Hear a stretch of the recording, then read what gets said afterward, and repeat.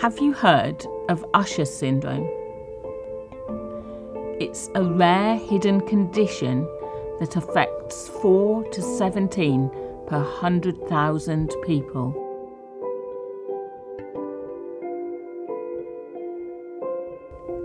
This is what a person with Usher syndrome goes through.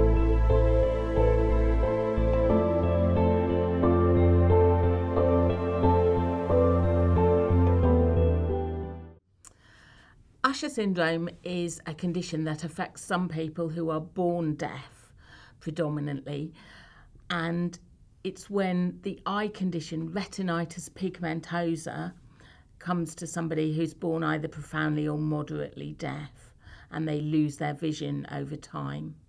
I was diagnosed when I was 14 years old. Usher syndrome is diagnosed in some different ways. Sometimes it's diagnosed in a very young child when they're going forward for cochlear implants by looking at their retina. But usually Usher 1 and Usher 2 are diagnosed when teenagers or young adults start to struggle to see in certain conditions, like when it's dark or when they're trying to see things round to the sides of them or up and down. I noticed around 9, 10, so because I kept holding on to people, my it was just getting too hard for me to see in the dark.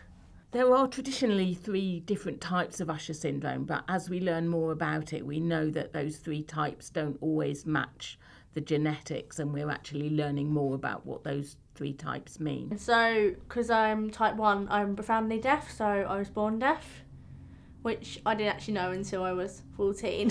Type 1 is traditionally when somebody who is born profoundly deaf develops an eye condition in their teens or 20s and stops being able to see as well.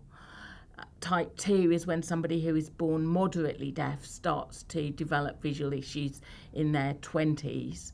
And type 3 is when somebody who may have had a mild hearing impairment or not known they'd had a hearing impairment when they were younger, develops both hearing and visual problems, maybe in their 30s or 40s.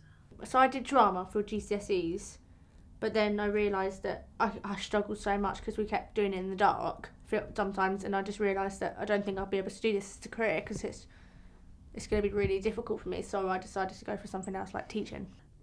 People's vision with retinitis pigmentosa can deteriorate at very different speeds.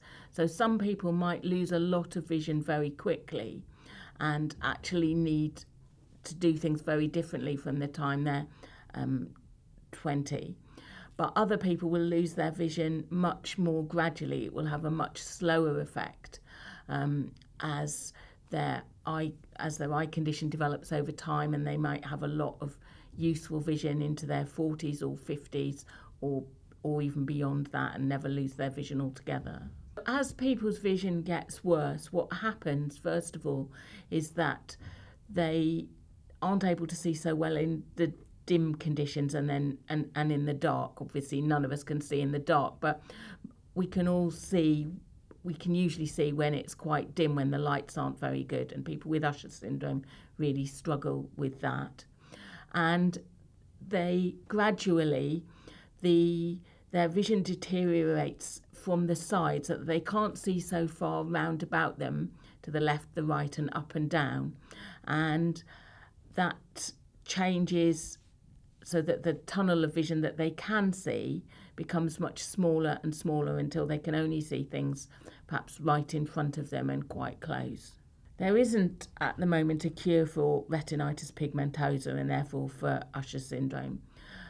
People are working on this, and there's a lot of research going on into Usher syndrome and retinitis pigmentosa, but there's no cure for it at the moment.